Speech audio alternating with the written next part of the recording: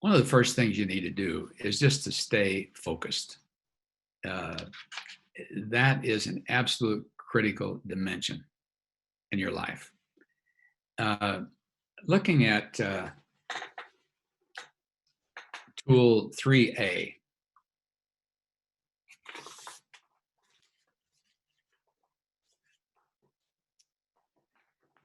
Dr. Steve Douglas, who is the past president of former Campus Crusade for Christ and now Cru, we were working together one day and he said, well, Bob, what are the top 3 things we could do in the next 90 days to make a 50% difference? I said, time out, Steve. Do you ask that question all the time? He said, I don't think so. I think I just ask it. I said, that's one of the best questions I've ever heard, Steve. I will quote you the rest of my life, which I've done. Now, in getting your priorities focused, it's your priorities grid. This is the grid I've used for probably 20 years. Let's look, first of all, at quarterly priorities. By the way, let me stop you right here for a second to say, let me define leadership for you. My definition I've used for 40 years, and that is leadership is knowing what to do next. I think this is written down in the definitions. Leadership is knowing what to do next, knowing why that's important, and knowing how to bring the appropriate resources to bear on the need at hand. This is what we do next right here. In other words, of all the things we have got to do, what do we do next?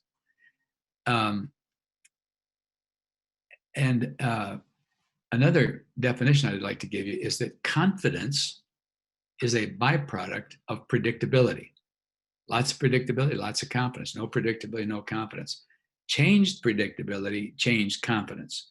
A lot of times a person in one position is very, very confident, but when they change positions and go to a different organization, maybe because it's not as predictable, their confidence wobbles a little bit.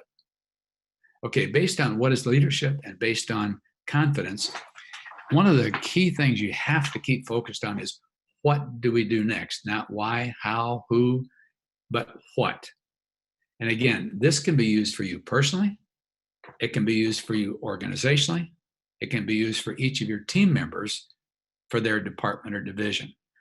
This framework right here is a way to help any person or group focus their priorities. Again, you can be the president of a nation and ask yourself, okay, in the next 90 days, if we could answer 3 questions for our nation, what would they be? Or you can be a startup church in a church plant situation and say, all right, if in a church plant, if we could only answer 3 questions in the next 90 days, what 3 questions would we ask? The reason you focus on questions is because questions they help you know what's out of control, what's stressful, what you can't figure out, and what causes stress on you. And where the roadblocks are. If you can't get these questions answered, there's a roadblock to progress. So you want to say, let me give you one other story. Let's say, for example, you've got a gallon jar, glass jar. I think this comes from Stephen Covey. You've got a glass jar. And on the side of it, you've got some boulder rocks, you've got some stones, and you got some sand. He said, if you put the sand in first, and then you put the pebbles in second, and you try to put the boulders in, they won't all go. But if you do it the other way around, you put the boulders in first, and you put the pebbles in second, and you put the sand in third, it'll all go in. That's the way it is with your staff. That's the way your priorities. If you can identify the boulders we have to deal with, personally, organizationally, divisionally, nationally, and then if you can figure out what are the things that will help that happen, and then figure out the smaller things you've got to do on a daily basis, like answering emails. But if you say, we've got to answer emails, and you get all those answered, but you lose track of the boulders, you're going to find it hard to make the progress you want to make. So in the next 90 days, what are the 3 questions holding you back the most, either personally or organizationally? Write those down. What are the 3 problems you have got to fix? There's something broken. The computer isn't working. The air conditioning is broken. Something. What's broken in your personal life or organizational life? What are the 3 things? May not be 3, but there can't be 30. What are the top 3? What are the boulders? And then the goals. What are the 3 things we're trying to add in the next quarter? We're trying to achieve them. We're trying to reach them. We're trying to add them to what we've gotten done. We need to add a new computer. We need to add a contract on this new building. What are the things we have to add? And then what are the 3 opportunities, which are the things that are basically, they didn't come up a year ago. They didn't come up a month ago. They just came up yesterday. It's like we had no idea. Well, what are they? Because you have Peter Drucker said last year's unexpected success is next year's opportunity. As a leader, you always want to be aware of opportunities. Where is the opportunity? How can we take full advantage of it? Now, I think it's obvious that in the next 90 days, those are the 12 things you need to prioritize as boulders in pencil or in computer. So that when you get them done, you just erase them and say, all right, now what's the next one? So this isn't something you get the list checked off and empty.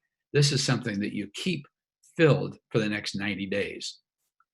Then you see that the same logic holds for a year and for 2 years and for life. You could say, all right, as I live my life personally, if I could answer only 3 questions, what would those questions be? If I could solve only 3 problems in my entire lifetime, what would they be? Or what 3 problems have I got to solve if I'm going to reach my potential? And if I could only add 3 things to the bucket list, if I could only get 3 things done and contributed, what would those be? And then where are the top 2 or 3 opportunities I've got to make the difference I want to make in my entire lifetime? What are the 3 opportunities right now?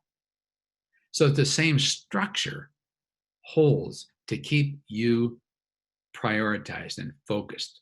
Whenever you're feeling out of focus, come right back to this tool. You're feeling, what should we be working on? Come right back to here. And again, this is scalable. It'll go from a growth group to a president of a country. It'll go from you personally to your team, to your organization. These are scalable tools that can help you today, next month. I've been using them for 20 years, plan to use these same exact categories for the rest of my life. Now, that's focused. This is the key to staying focused. By the way, these are in pencil or a computer, so they're easy to erase. Once they're done or answered, you just erase them and say, okay, what's our next question? Don't put them in ink in your mind. Say, this is, because all of a sudden, an opportunity may come up that you could say everything goes on hold till we seize this opportunity. The 4 things you need is, first of all, you need a to-do list. However you do that, I do it one way. Cheryl does it on her computer or iPhone. I do it on my computer. However you try to keep track of your to-do list, you need one, or you're going to keep forgetting things that you want to remember. The second is a filing system. You need a filing system that may be a digital, it may be paper, it may be just the system you use, it may be alphabetic, it may be by subject.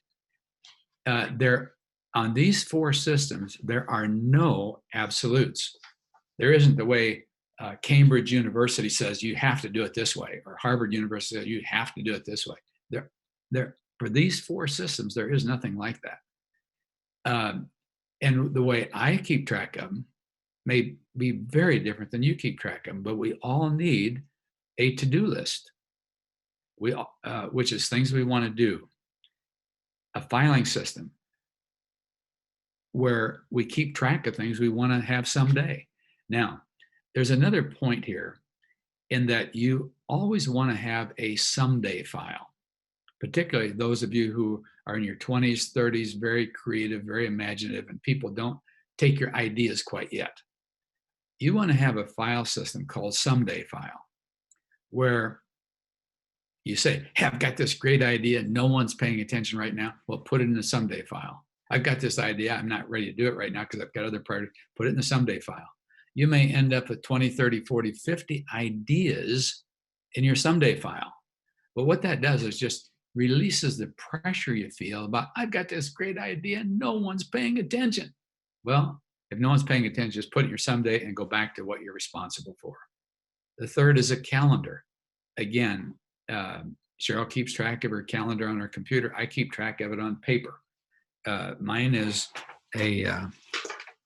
just a paper. It's a monthly calendar because I want to see a month at a time with my clients, et cetera. And then the fourth is a network, your contacts list, your filing system, your Rolodex, or however you keep track of where are those people. So that if you haven't got these four things, you're spinning your wheels because you're losing track of things. You're not as effective as you could really quickly be. Now, the 3C is a collected list. There are certain things you want to collect. By the way, I have also made a list of what I call my top 10 books. People have often asked me, Bob, of all your things, you got so many things. What would you've written 23 books? If I could just concentrate on a few of them, which would they be? And I just listed them there for you so that you have those. Next is the top definitions. You want to collect definitions. It's 3C definitions. You want to make sure that there are certain things that you have that you define a certain way. You want to get to where you've actually memorized that ideally. Like competence. What is competence? What is leadership? What is management? What is mentoring? What is a plan? So that basically when you're talking about it, your staff understands and mean the same thing by it. Or whenever you're mentoring a protege and they say, well, what is leadership? You say, well, leadership is knowing what do you do next, knowing why that's important, and knowing how to bring the appropriate resources to bear on the needed hand. Whoever does that will emerge as the leader. It really doesn't have to do with education or degrees. Let me give you an example. Let's say, for example, you've got a plane full of recent graduates from Cambridge, Oxford, and Harvard, and they're on a plane headed for Brazil. And the president of one of the universities says, we have a student here that just came up to speak to us who is an Aboriginal leader from the jungles of Brazil. And would you mind taking him with you back to Brasilia? And so you say, well, no, that'd be fine.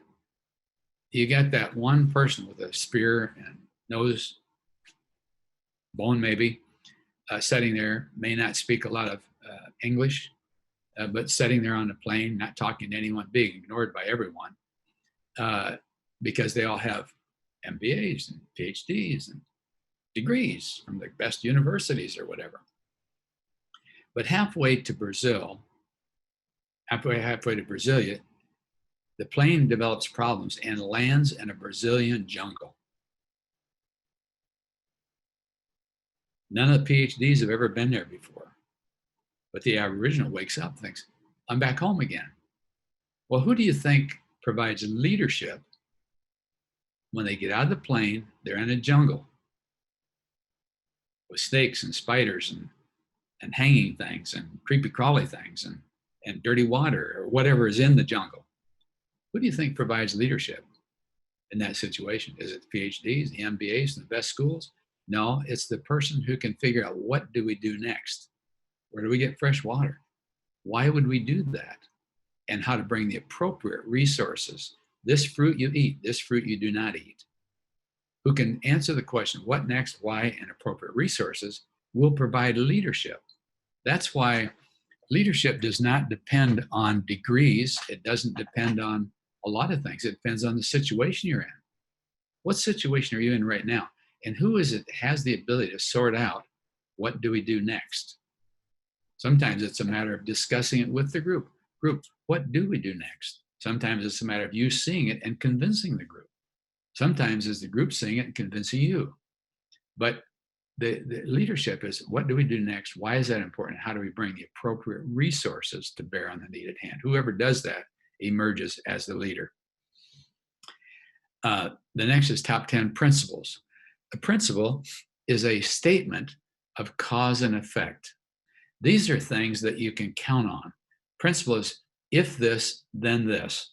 It's principles that you can quote, principles that you can rely on, principles that once you understand them, you can use hundreds or thousands of times in your life. I've probably collected 300 or 400 principles. These are the top 10 I would give you. But every problem that you've got in your life this morning, what's your number one problem that you're facing right now? What's your number one problem? I can tell you why you've got that problem, and that is you're violating a principle of some kind.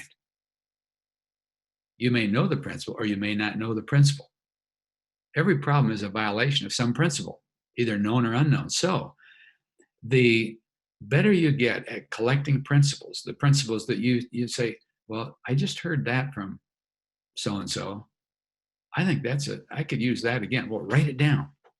Now, when I went to a seminar one time, the person said, anything you've read 100 times, you've memorized whether you want to or not.